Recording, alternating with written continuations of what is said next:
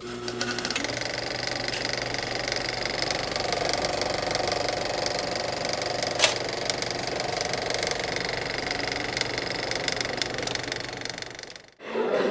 everybody, we're going to get started. Thank you for coming out tonight. It's wonderful to see so many people here. My name is Libby Fox. I'm the Reference and Adult Services Librarian at the Middleborough Public Library. And tonight's program is made possible thanks to the support of the Friends of the Middleborough Library. We'd like to thank them. We are so excited to have with us tonight Hank Phillippi Ryan, the investigative reporter for Channel 7 in Boston, and a best-selling author of 6 mystery novels, including her newest thriller, The Wrong Girl, which was released in September and made it onto the Boston Globe bestseller list within a week of its release. A television journalist since 1975, Ryan has won 30 Emmys and 12 Edward R. Murrow Awards for her work, which has resulted in new laws, people sent to prison, homes removed from foreclosure, and millions of dollars in restitution for victims and consumers. She began her TV career in 1975, anchoring and reporting the news for TV stations in Indianapolis and later Atlanta. She's battled her way through hurricanes, floods, and blizzards, wired herself with hidden cameras, chased criminals, and confronted corrupt politicians. With groundbreaking reports, her hard-hitting journalism has changed laws and changed lives. She also has covered national political conventions, the NBA playoffs and the Super Bowl, and has interviewed newsmakers from Prince Charles, former President Carter, and Muhammad Ali. Ryan's writing credits are no less impressive. She has won 2 Agatha Awards and the Mary Higgins Clark, Anthony, and McCavity Awards for her mysteries and crime fiction. She serves on the National Board of Directors of Mystery Writers of America and also is the current president of the National Sisters in Crime organization, which promotes the professional development and advancement of women crime writers. Please help me welcome Hank Phillippi Ryan.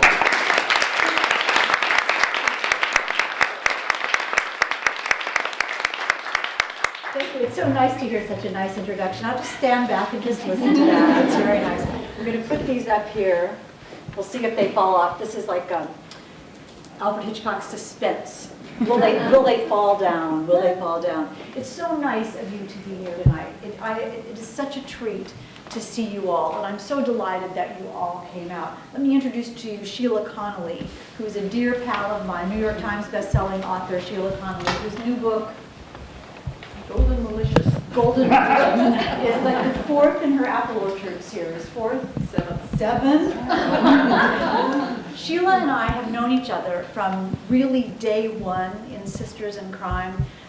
Neither of us had a book published when we met, and look at Sheila now. She's just hitting it out of the ballpark every time. So I urge you, if you love Fabulous Cozy, she has an Apple Orchard mystery and a museum mystery set in Philadelphia, and her new Irish mysteries that are fabulous. I honestly don't know how she does it, but Sheila Connolly, talk to her after. I'm sure she'll tell you all about it. And she and I would both love to thank you so much for coming out tonight. You know, I know that you have other things to do in your life. I know that Survivor's on tonight. You know, you picked us rather than doing that. I really appreciate that.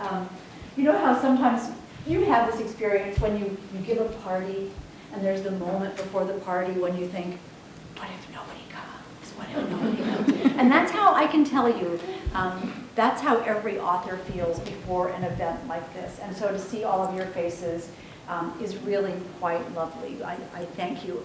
Everybody thinks, oh, she'll never know if we don't come. She does know. So thank you very much. I grew up in libraries. My sister and I grew up in a very, very rural part of Indiana, so rural that you couldn't see another house from our house. And my sister and I used to ride our ponies to the library to get books, and we would take turns holding the reins of our ponies outside the library while the other ones went inside. And then we'd go home, put the books in the backpack, and go home, and I would read up in the hayloft, read Nancy Drew and read Sherlock Holmes. And that's where my love of reading and love of mysteries was born. And then as an investigative reporter, I've been a reporter since 1975. As an investigative reporter, of course, libraries were so critical to my work before the internet, before Google, where do you think we found out information, of course, was from libraries and from reference librarians. One of my workaholic secrets is when I was working late in Boston, when the Boston libraries were closed, I learned that all I had to do was call California and call the reference library there, because it was 3 hours more work that I could do, use the time zone for your benefit. The library has been such a big part of my life. I mean, I did research in libraries on the microfiche. Who invented that? It's awful. And then the newspaper reader thing, when I did it, it had the double handles, and the pages would whiz by so fast that you couldn't possibly see anything. There was no table of contents and no order, so you couldn't find anything. And I would be distracted. I'd be looking for something very serious, and then I'd go, look, hats for $2.50. So interesting. So get completely distracted. Come on in. I'll start over. Get completely distracted by that. So libraries have been such an important part of my life.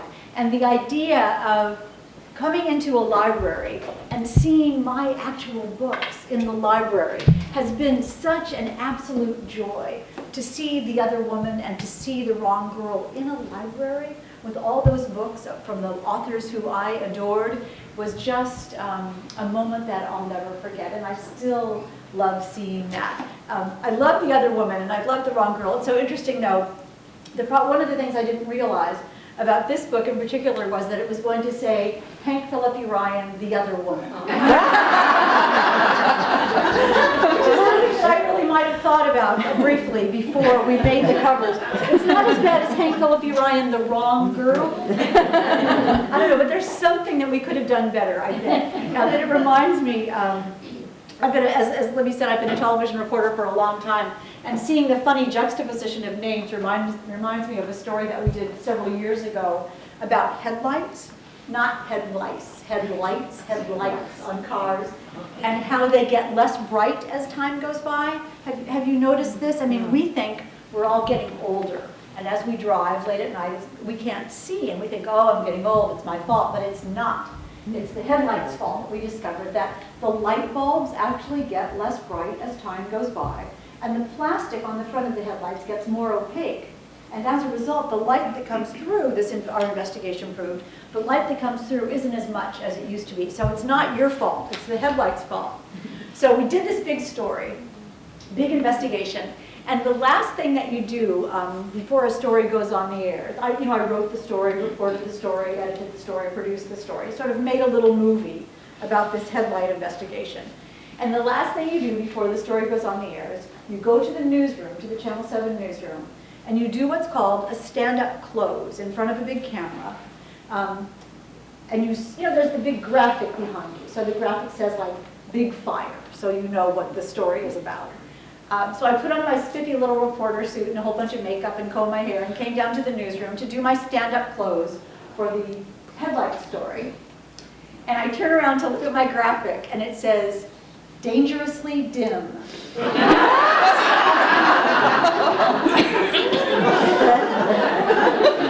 have to stand in front of this graphic that says dangerously dim.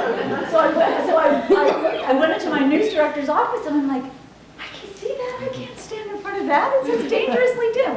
And he burst out laughing just like you did. And then he goes, yeah, we don't really have time to change that. You're going to have to stand there. The only thing that I've ever seen that's worse than that, oh, there's a camera. Okay, just between us here. Because we had a gorgeous anchor woman at Channel 7, and she had to stand in front of a graphic that said botched plastic surgery. So that'll give you another way of looking at the news. Fun with graphics, see if they match. But as Libby said, I've been a reporter, I was going to say for 30 years. But it's really been 40 years, hasn't it? I just should not do the math. That's a problem. But as Libby said, I've wired myself with hidden cameras and confronted corrupt politicians. I've gone undercover and in disguise and worn a hidden camera. And it's been great. I'm still on the air at Channel 7 in Boston, the NBC affiliate. you know, one of the things about being a reporter is that you never know what's going to happen at any minute of every day.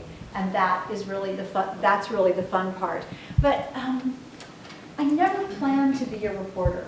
When I got out of college, I decided that what I wanted to do was change the world a little bit.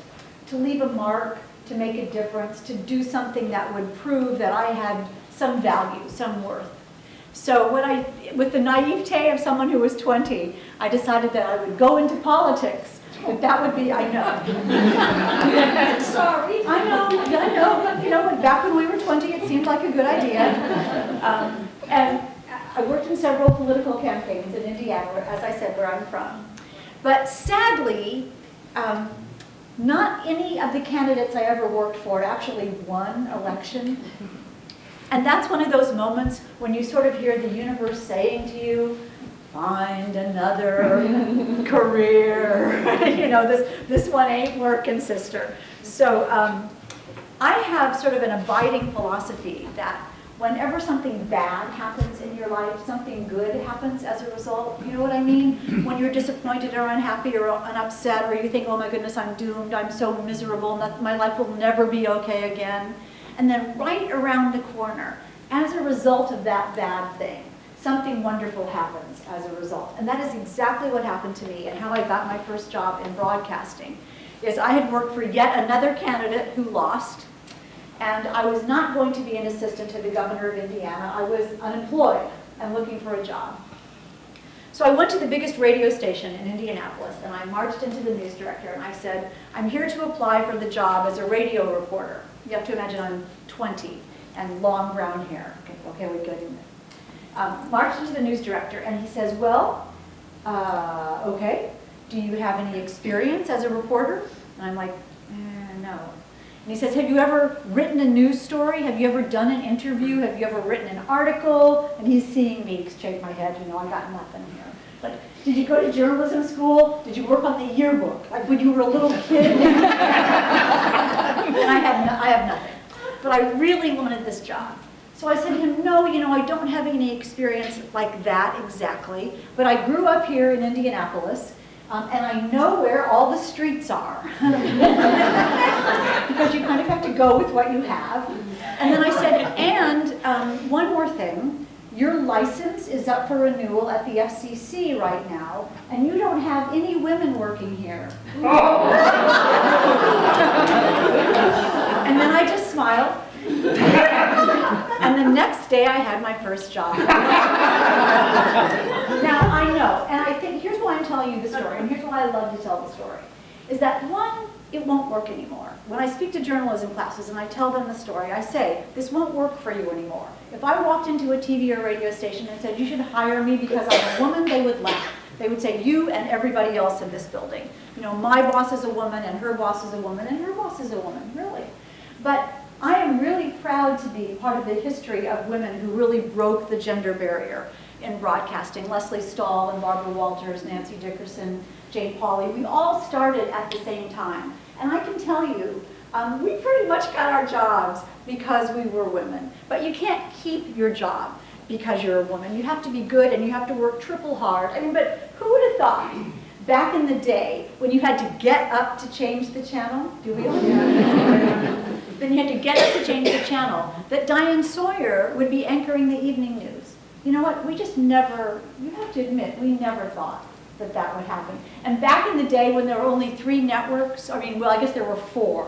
The 4th one you had to use 2 knobs and tune it in and the fuzzy cartoons would come on. You know, that there'd be 9. The moment I read my first Nancy Drew book and my first Sherlock Holmes novella up in the hayloft of that barn in Zionsville, Indiana. You read Nancy Drew, right? We were together on this, the clue in the old clock and the clue in the diary, which I thought was clue in the dairy for like the whole book. And, shouldn't there be cows? I'm waiting for something to happen in the dairy.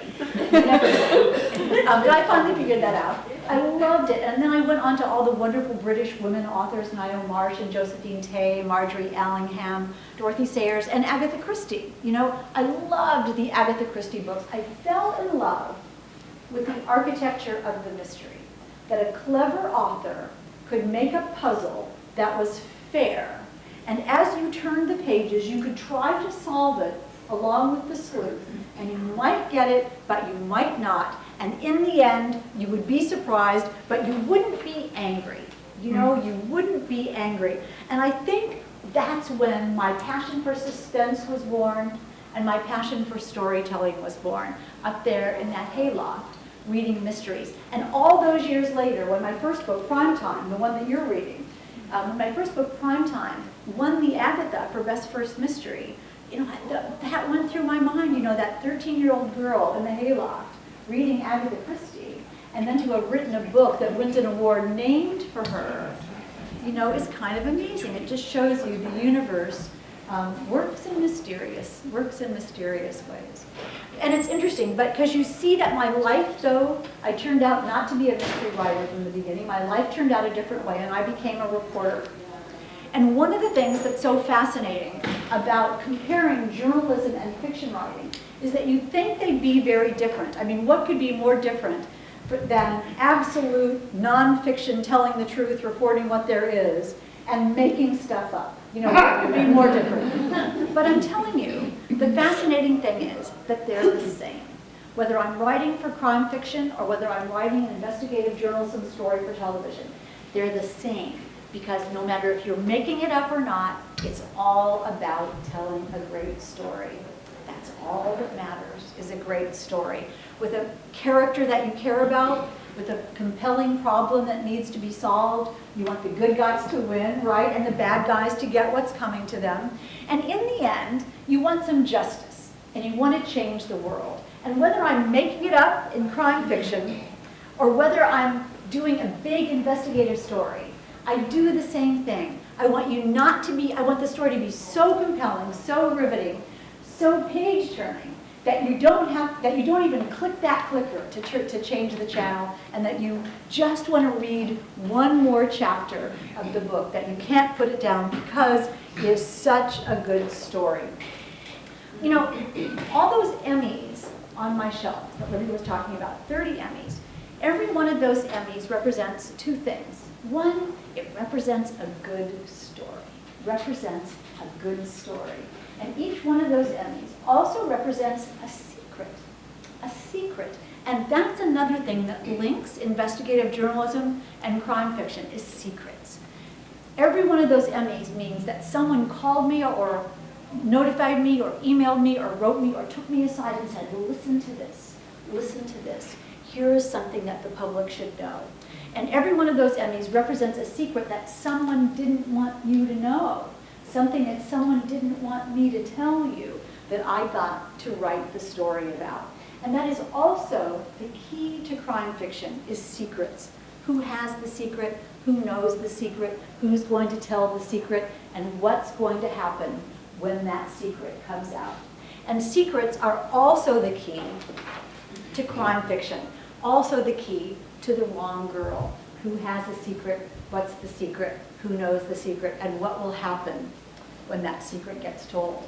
Now, one of the fabulous things about having this dual career as an investigative reporter and a mystery author is that those story ideas for television that come to me, hundreds of them a week, sometimes aren't good for television, but sometimes will include the fabulous nugget of a jewel of an item that becomes the ripple, the pebble in the pond that makes the ripple that makes a fabulous thriller. And that is exactly what happened with The Wrong Girl. A woman called me and she said, I have a story for you to do for TV. I have a story for you to investigate. So I said, okay, what? You know, my brain is sort of calculating. I wonder if this is going to be a good story. And she says, I want you to do a story about my cousin. She says, my cousin was given up for adoption as an infant. She was given up for adoption as an infant. And 25 years later, she got a call from an adoption agency saying, we found your mother. We found your birth mother. And would you like to be reunited with her? So she says, my cousin says, yes, of course. She'd love to meet her birth mother. She's been looking for her for 25 years. So the two of them went up to New Hampshire, met in neutral territory. They met. They liked each other very much. But very quickly they realized they were not mother and daughter. So this woman says to me on the phone, and can you believe it? They sent that woman the wrong girl. And I thought, oh,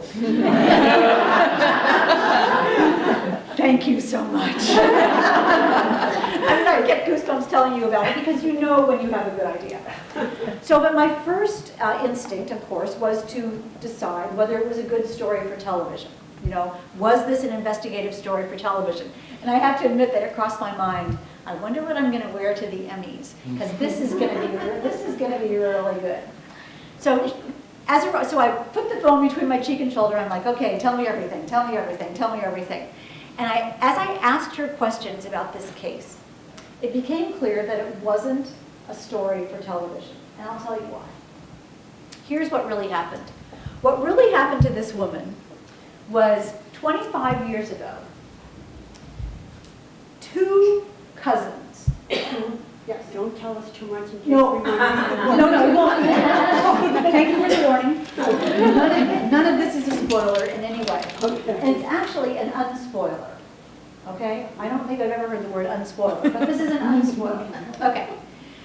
My warning system in the front row. Two women who were cousins who didn't know each other each gave birth to infant daughters on the same day. And the next day, these two women took their infant daughters, unbeknownst to each other, to the same adoption agency and gave up their daughters for adoption. I'm making up the names.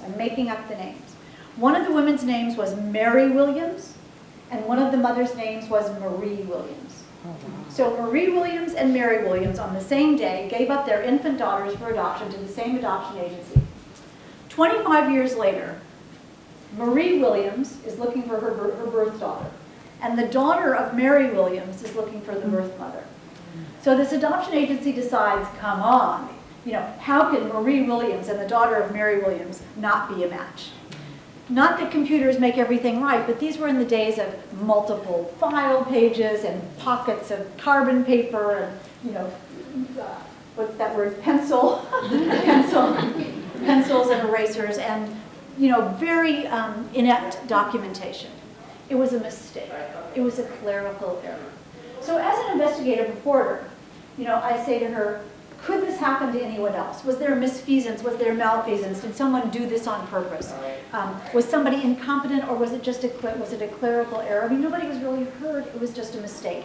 My instinct as a reporter is to find out whether there's an adoption agency that's actively reuniting birth parents with the wrong children by mistake or on purpose. That would be a big story. And that was not what was happening. So I see my Emmy go down the drain. But I also see my novel coming right back up there as a possibility. So I began to wonder what would happen if there was an adoption agency that was reuniting birth parents with the wrong children. What if they did it on purpose? Why would an adoption agency do that? What could possibly be the motivation? And then I started thinking about our relationship with our parents and our families. I mean, I know when I was a little girl, I would say to my mom, when my real mother comes, you're going to be sorry. Didn't we all do this? There was the moment when you're about 8, when you begin to wonder, whether, we all wondered whether we were adopted. What if we were? What if we were? What if we knew we were adopted, but we didn't know who our real parents were? What if somebody lied to you about your family? What if somebody made up a history for you? Would you believe them? Would you recognize your own parents? I mean, think about it. Here's a woman who saw her child for a wisp of a time, and the daughter was taken away. The infant daughter would have no memories. The mother wouldn't know. If an adoption agency said, this is your mother, would you believe them? You would. And that's the essence of The Wrong Girl. Now, quickly, let me tell you, The Wrong Girl is the second in an adventure of Jane Ryland. There are a series of standalones. The other woman, the first in the series, which some have called The Good Wife Meets Law and Order. And that's the book that won the Mary Higgins Clark Award. Came out last year. The same main character is Jane. They're fun, they're fast-paced, they're murder mysteries. If you like Harlan Coben, Lisa Scottolini, Tess Gerritsen, they're hard, but they're not graphically violent. There's no graphic sex. They're not bloody. They're not gory. And the language is appropriate. They're murder mysteries. They're very local. They take place in Boston and New England. You'll recognize Beacon Hill and the Boston Common and Truro and Swampscott and the North Shore and the South Shore. I mean, they're very authentically New England. Sometimes my husband and I will be driving down the Mass Pike, and I'll say, oh, exit 17. This is where Jane was chased by the bad guy. And then I think, no, I made that up. So they're very realistic. The Other Woman got Best Suspense Thriller of the Year from the Sacramento Bee, the Kansas City Star, and the Boston Globe. So you can see that you can love it no matter where you live. But people who live in New England, we understand the geography of these books more than anyone. You will recognize the places in the book. So as I said, you can read them in any order, but the new one that came out just this month is The Other Woman. The Other Woman stars Jane Ryland. Jane Ryland is a 30-something newspaper reporter in Boston. She's lost her job as a TV reporter for protecting a source. That is not a spoiler either. We know that on page 2 of The Other Woman. So Jane has gotten the job as a newspaper in Boston, and she's on the trail of the story that will save her career. She's working in a dying industry, and she's harmed her reputation in The Wrong Girl. She's harmed her reputation in The Other Woman. She's trying to get her mojo back. She's trying to get her life back. She's trying to get her job back. She's trying to convince people that she is a good reporter. So in The Wrong Girl, Jane is on the trail of an adoption agency that may have reunited birth parents with the wrong children, or may not have. And now you know where that story came from. Here's what Jane is facing in the book. If a person says to you, here is the woman you've been looking for your entire life. Here are the items that she left for you at the adoption agency. Would you believe them? You would. But the key is, what if you didn't know the truth about your own family? The other main character in The Other Woman, just like in The Wrong Girl, just like in The Other Woman, is Jake Brogan. Jake Brogan is a very cool Boston police detective, and he has something of his own to prove. Jake has gotten his gold badge as a Boston police detective at a pretty young age, and his colleagues think it's because his grandfather was the police commissioner. And so Jake has jumped the line, they think, and doesn't really have the right stuff to be a detective. It's just the legacy of his grandfather. So Jake has to prove that he has the right stuff to be a cop. And Jake is on the trail of the murder of a foster mother, a young woman who was killed in her apartment while 2 toddlers slept in the next room. They were too young to talk. They aren't witnesses. They didn't see anything. So Jake is on the trail of the murder of a foster mother, and also on the trail of a mystery in the back bedroom of the foster mother's apartment. In that back bedroom is an empty crib, an empty white crib where clearly an infant was meant to sleep. Was the infant taken from that crib? And if so, where are they? Or was an infant expected to be put into that crib? And if so, who and where is that infant and where are they now? So Jane is on the trail of an adoption agency that may be reuniting birth parents with the wrong children. Jake is on the trail of the murder of a foster mother and a potentially missing infant. And as in all my stories, those 2 plot lines come together in the end. Now, you're all crime fiction writers, right? And you're all thinking, oh, come on, an adoption agency, a missing infant, I know where this goes. And I promise you that you don't. I promise you that you don't. But like any good thriller, this book is also about something. A good thriller has to be about more than just who did it or even why did it. It has to be about something else. And this book is also, if you know anyone who has navigated the really complicated emotional waters of foster care or adoption on any end of that spectrum, this book is about them. This book is for them. This book touches them. It's about how, with the flutter of a butterfly wing, we could be a Kennedy or we could be a foster child. And how does that happen? And it's about a foster care system that is such a disaster that it cannot take care of all the kids who need our help. And what if someone in that foster care system said, I don't care what's legal. I'm going to do something to help the children. I'm going to take care of them whether it's legal or not. What happens when somebody does something good that's illegal? Is that okay? What would happen? And that is the essence of The Wrong Girl. Our love of family, our bond with our parents. How far would you go to find your own parents? It's also about greed and murder and manipulation and deception and the power of desire. And what would happen if someone preyed on that primitive need to have a family? And that is The Wrong Girl. Quickly, you know the musical Sunday in the Park with George?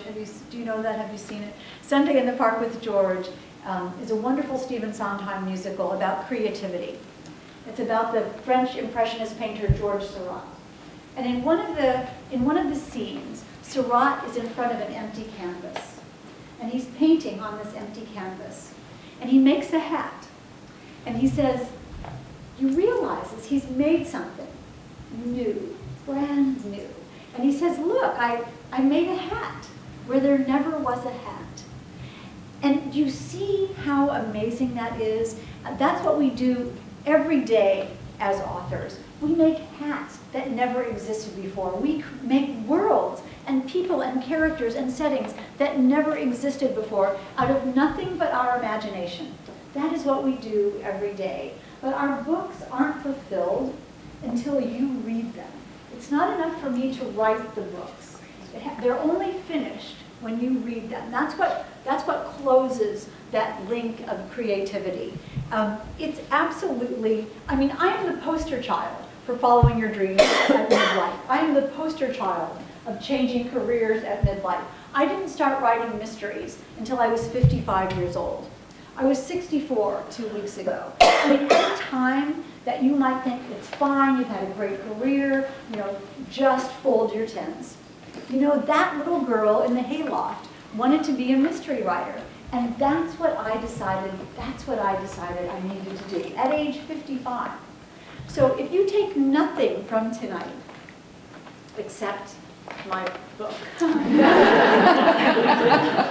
If you take nothing from tonight, I want you to know that I am the proof that you can do whatever you want to do. What is it that you want to do? Take that trip, start a new business, write a book, write those memoirs, learn how to cook, take a trip, start a new business, learn Italian, whatever it is. Whatever it is, I am the proof that it is not too late to do that. I don't want you to wake up one morning and regret, and think, oh my goodness, I could have done that. I could have, but I didn't. I decided not to. Decide to do it. It sounds so dopey, but say yes to your dreams. It can work. I'm the proof that it can do that. Do you know the folk singer Judy Collins? Judy Collins, okay, I love that you're nodding. My husband and I went to see Judy Collins at Sanders Theater a couple of months ago, and I told my producer at Channel 7, who's about 30, I told my producer at Channel 7, Jonathan and I are going to go hear Judy Collins. And Mary says, oh. That look that means I have no idea. So I said, Judy Collins, the folk singer, she sang both sides now. I said, I couldn't have gotten through college without listening to her records. And Mary says, records? She didn't. Poor Mary. It would have been really funny. But she didn't really say that. Anyway, Jonathan and I went to hear Judy Collins, and Judy Collins tells the story, speaking of following your dreams, Judy Collins tells the story about how when she was growing up, a little girl in Denver is where she grew up, that she had been trained to be a concert pianist. And that's what her parents had wanted her to be. That's what she went to school for. She took lessons. That was the goal of her life, to be a concert pianist. But she told us, that she knew from the moment she could know anything, that all she wanted to be was a folk singer. And she knew this. And she told us that at age 19, she'd had it with the concert pianist thing. At age 19, she decided she was going to give it up and move to New York and be a folk singer. She was going to move to New York and be a folk singer. And she said, she told us she said, I packed my bags and I moved to New York and I took all my songs with me. And then she said, of course I hadn't written any of them yet. I hadn't written any of them yet, you know, but she knew what she wanted to do. And it just touched me because I think we all have songs. We all have songs. We just may not have written them yet. And I want you to write yours. You know, it's time to do that. And I can't wait to hear them. When I finished writing Primetime, my first book, I called my husband into the room and I said, sweetheart, watch this. And I typed the end. And then I burst into tears. I burst into tears. Because I knew no matter what happened after that, I had done what I had always wanted to do. I had followed my dreams. I had done this thing. I had written a mystery, what I always wanted to do. And I knew no matter what happened after that, it didn't matter. It didn't matter if the book sold or whatever happened, because I had done this. I had done this. But of course, I shouldn't have cried when I typed the end, because it wasn't the end at all. It was the beginning of this wonderful new second half of my career. And I'm so thrilled that you came here tonight to share that with me. Thank you so much for coming.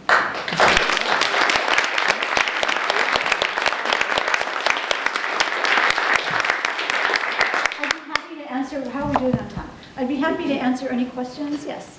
Not a hard question. All right. Certainly don't want to put you on the spot. Uh-oh. I hate when, okay. No. I mean, here we go. I respect confidentiality, but as an HGH reporter, what's been the most volatile situation that you've been involved with? What's been the most volatile situation as an HGH reporter? It's interesting because, you know, in murder mysteries, reporters are chased by people with guns and knives, and you know, I've been in fires and I've been at crime scenes. I've been tear gassed. I've been chased away by people. I've gotten incredibly threatening, nasty phone calls, and people coming to my house. I've had threats of lawsuits. I've been in hurricanes, and I mean, you're talking about somebody threatening me or hurting me. Yeah. I don't go to work afraid. I don't go to work afraid of that. One of my journalism professors told me that a good investigative reporter goes to work every day and works until someone hates them. You know, they stay in town until someone hates them. They stay in town until everybody hates them. Got that one. They stay in town until everybody hates them. And that's what I do. You know, my job is to make you angry if you're a bad guy. So I get calls from people who say, you ruined my life. And you know, how could you do that? Enraged people, you ruined my life. And I say, I didn't ruin your life, you did. You know, I just told about it. I tell my photographer, if it looks like somebody's going to haul off and punch me, just make sure you're rolling. You know, how dumb is it to attack a reporter? There's always a photographer there. So a couple of weeks ago, I was doing a story about a guy who was like this little wedding photographer guy who was really ripping off brides, who had dozens and dozens and dozens of videos on his computer of people's weddings that he wasn't giving them. That's awful. And he was sort of holding these videos hostage. And he would say to them, if you don't stop bugging me for the video, I'm going to destroy it. You know? So we confronted him, and as he was racing to get away from me, he literally pushed me down. I mean, like, wham, pushed me down, which of course we got on camera, you know, and played 50,000 times on television, so don't do that. And the funniest part about that was that you hear me on the video as I'm getting pushed down. You hear me on the video say, please, sir, don't push me. My mother would have been so proud. I was so polite. There's not a high level of deadly, knock on wood, danger every day. There is a very high level of people being very upset. And I just make sure I'm right. I just make sure I'm right. You know, I've been in rooms where people didn't want me to leave, and I've been in rooms where people are very unpleasant, and I've been in rooms where places people are bigger than I am, and you know, I'm vulnerable. I walk down the street, you know, I go to Starbucks, but you can't worry about it. You just can't worry about it. Who else has a question? Yes. Have you incorporated any of the stories that you covered or investigations in any of the books in any, like, did you do one on a Foster story care. on foster care? I've done stories about, I haven't done any stories about the foster care system in itself, although we have, oh yeah, you know I did, actually, now that I'm going back through my Rolodex of 40 years. We did a big investigation of an adoption agency. Huh. See? We did a big investigation of an adoption agency that was promising, a private adoption agency that was promising families infants. And the families would make the deal for the infants in these private adoptions. And then they'd wait and wait and wait and wait. And finally, they would say, your child is here, and then they'd be 10. And then they were in a position of saying, we don't want that child. Which, of course, you couldn't, it would be awful. You know, what kind of a position is that to put people in? And we found that this agency was doing this over and over and over, and they got a lot of trouble about it. But the thing that, one of the things that I love about being an investigative reporter and being a crime fiction author is that, you know, I've had people confess to murder. I've had convicted murderers insist that they're innocent. You know, I've been in fires, as I said. I've been tear gassed. You know, I know what I've been inside prisons, and I know what it smells like, and I know the secret passages in the back of the district attorney's offices, and you know, I know what it's like in those places. I've been chased, and I've been in police chases, and police cars, and ambulances, and fire trucks, and all those kinds of things. So it brings an authenticity to the books. So even though the books are not my stories made into fiction in any way, they are a product of 40 years of experience made into fiction. So they're realistic. There's nothing that happens to Jane that couldn't happen to a reporter. I mean, it happened to me, it means that it could. So they're authentic. That's what people seem to like about them too, is that they're, you know, they're very realistic. Yes? What would you consider yourself as the best investigative reporting you did? What was my best investigative story? Oh my gosh, impossible. I mean, I have some good ones that I love. We did a story about the 911 system, the state's emergency 911 system, that was sending police and firefighters, emergency responders to the wrong address. We discovered that that system that happened thousands of times a year. Police and firefighters, ambulances sent to the wrong address thousands of times a year, and the state didn't keep track of it at all. No one had ever looked at it. Nobody had ever analyzed it. Nobody had ever tried to figure out where the problem was. We demanded documents from the state, asked them for every record of every mistake, and the state officials told us that it wasn't public record. We couldn't know. Like, of course it is public record. Hand that stuff over. It took a year for us to get it. And when the documentation of the mistakes, they're called discrepancy reports.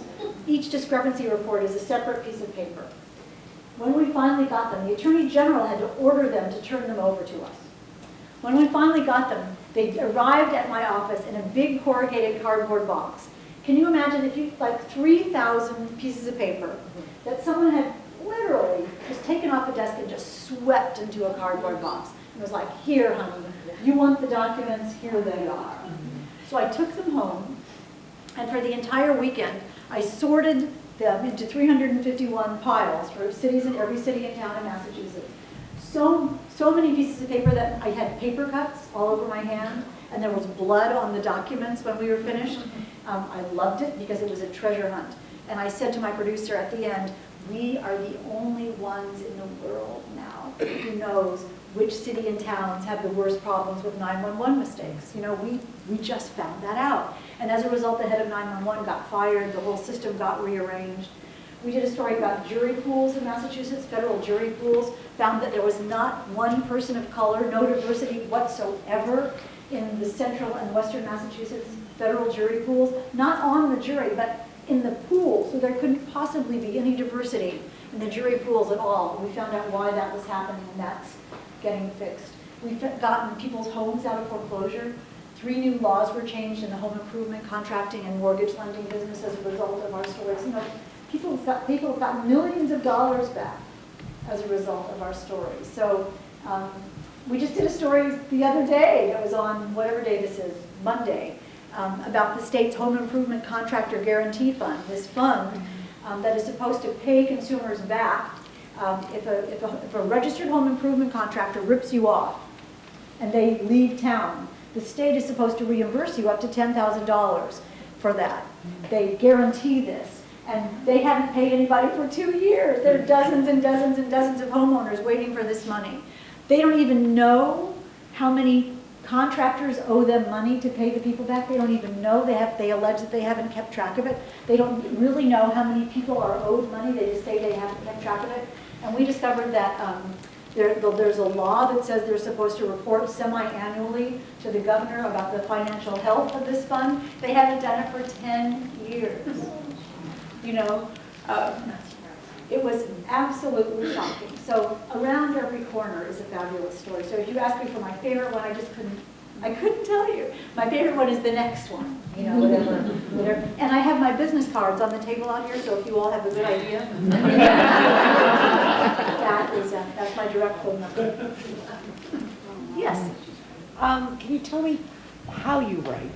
Do you write the old-fashioned way by scribing it out on a piece of paper, or do you use a computer? And what's your regime for writing? How do you discipline yourself to write? How do I discipline myself to write, and do I write it?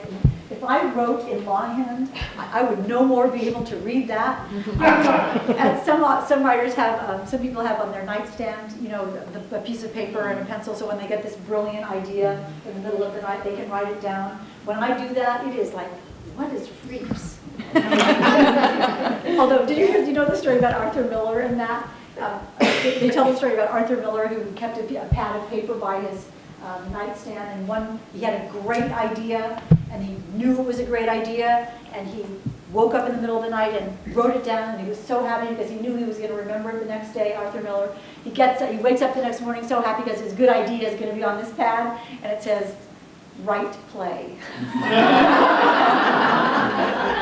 Anyway, in answer to your question, so I do not use a legal pad and a pen. I type on a computer as fast as I possibly can.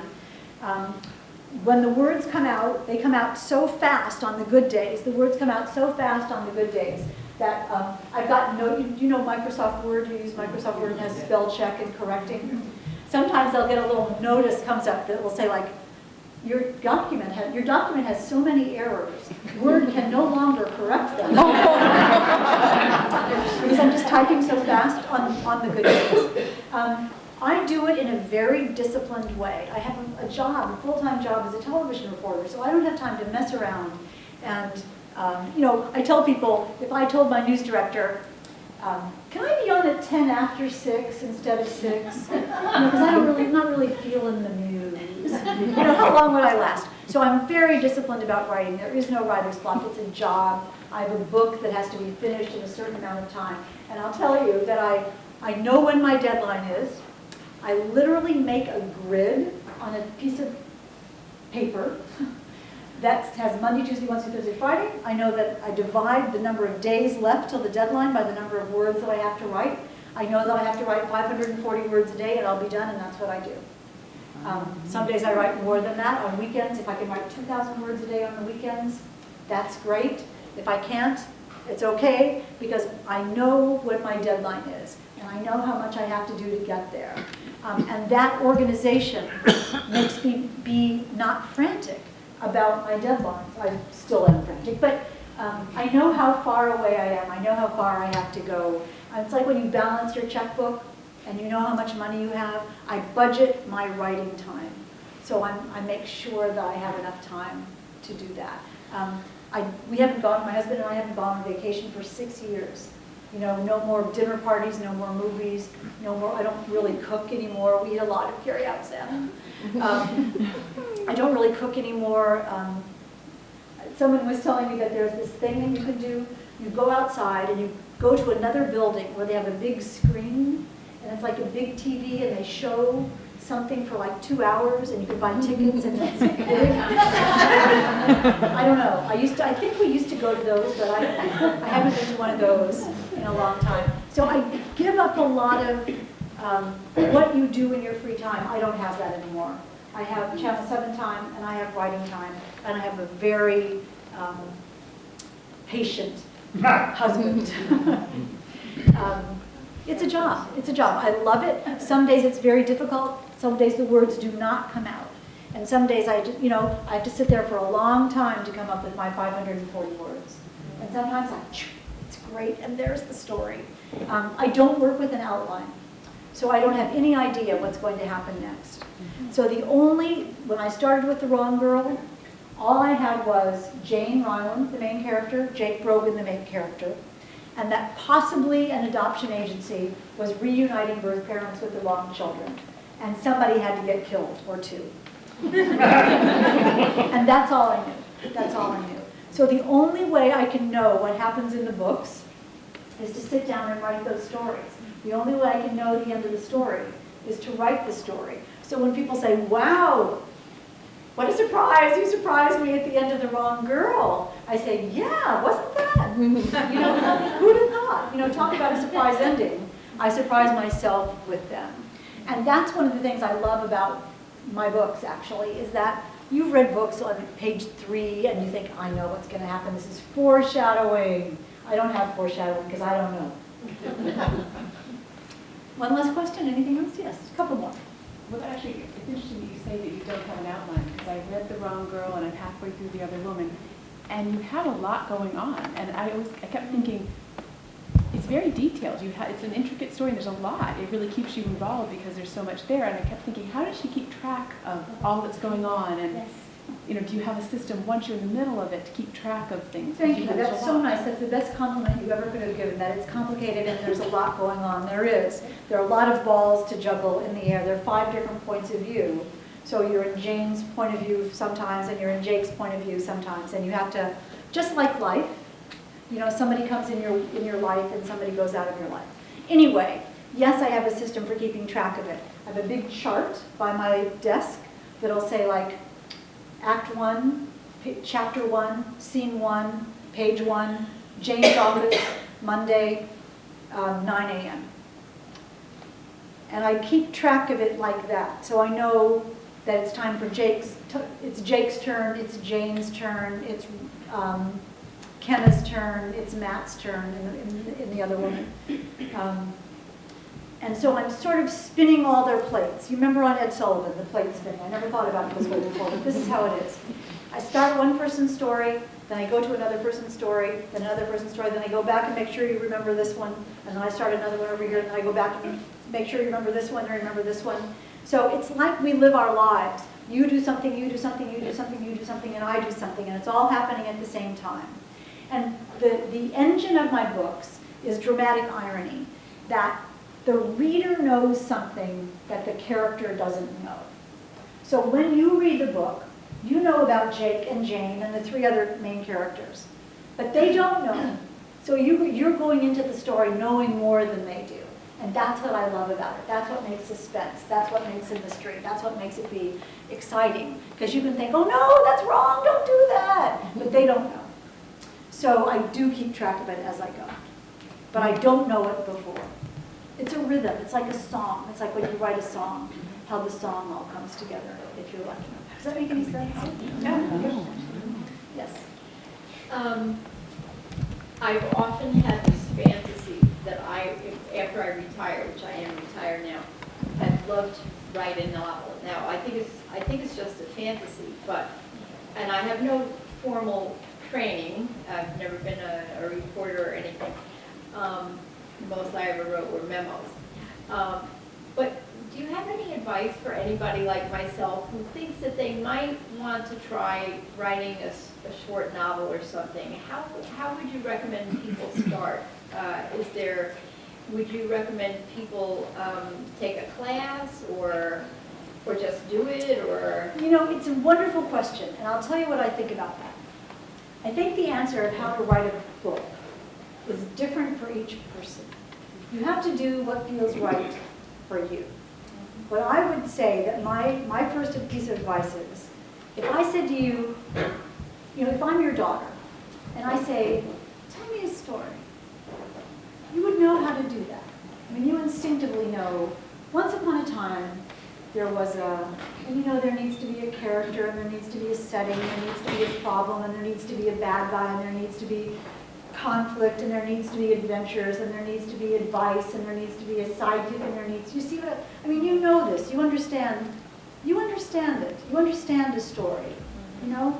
And you watch, if you watch Law and Order, just pick a show. If you turn on Law and Order, if Law and Order starts at 10, and you turn on Law and Order at 10 till 11, when it's 50 minutes done, and they say, this is the bad guy, you might think, yeah, it is the bad guy, because it's only 10 minutes till the show is over. So that's got to be him. If you turn it on at 10 after 10, 10 minutes into the story, and they say, this is the bad guy, you're going to think, this isn't the bad guy. It's only 10 after 10. You know, they have 50 more minutes to go. And what I'm trying to get at here is that you instinctively, you know what a story is. You know what a good story is. So for some people, the answer to how to write a book is to sit down at your desk and type chapter 1 and write 1 page. 1 page is 250 words. And see what your story is. Say to yourself, my story, you know, my story is about 2 ill-fated lovers who meet on a rich girl and a poor boy who meet on a ship in the North Atlantic, and the ship sinks, and what happens to them? Titanic, right? You know, or could be Romeo and Juliet on the cruise. I don't know. But decide what your story is about, that one line that your story is about, and then just make up a story. Just make up a story. Don't make it be harder than it is. On the other hand, realize that it's very difficult. And there you have writing. Is that not right? Thank you. There's no easy answer about it. Yeah. But what I would say do not do is wonder, how should I do this? How should I do this? Because you can think of a million reasons not to do it. But the reason you want to do it is the reason that you should sit down and just try it. Just don't think of reasons why not. One final question, anybody? Yes. I'm starting the Wrong Girl book recently, and would you advise to read the other one first? Would I advise to read The Other Woman first? You don't have to. There's standalone stories, so there's no spoiler. There's nothing that you're going to know by reading The Other Woman that will ruin The Wrong Girl in any way. Chronologically, The Other Woman comes first. So probably you could read The Other Woman first, but it won't matter. It doesn't matter. No, it doesn't matter. You can read The Wrong Girl, and then you can go back, you can read The Other Woman. You know how you can read Sue Grafton, you could read L, and then you could read B, and then you could read W, and it wouldn't matter. It's like that. In regard to what this girl was talking about, I used to write to my boys over overseas when they were in the service, 3 boys, and I'd be a form of talking, and I'd write 3 or 4 page letters. Yes, think about talking, telling a And story. that's how I wrote them. And a lot of people have said to me I should have written a book because of a crazy family and the things that I've done all my life, you know.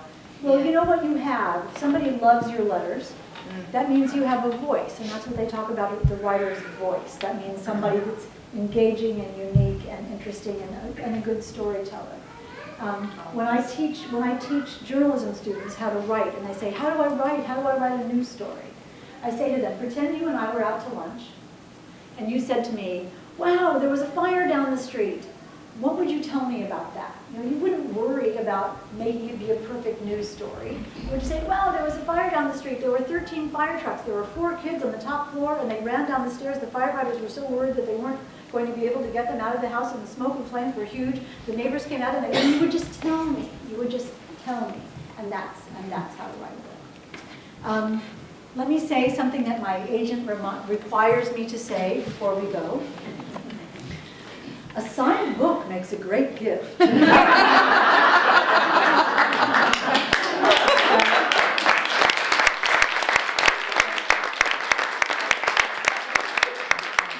happy to sign a book for you or for a holiday present, a Christmas or Hanukkah present, a grab bag with a Yankee Swap present. A signed book is a great thing for that. I'll be happy to personalize them for gifts, whatever you want. The hardcovers are usually $25, but tonight they're $20. And the paperbacks are $8. Please. Oh, $7. I hope you'll look for my next book, which comes out next fall, if all goes as planned, not that whatever this is, called Truth Be Told. Truth Be Told is another Jake and Jane book. Jane is on the trail of a mortgage banker who decides that the banks have been bailed out long enough, and it's time for the people to be bailed out. So she manipulates their mortgage records to make it look like they paid their bills and they don't get foreclosed. Thank you. Talking about the mortgage, exactly. Thank you so much for coming.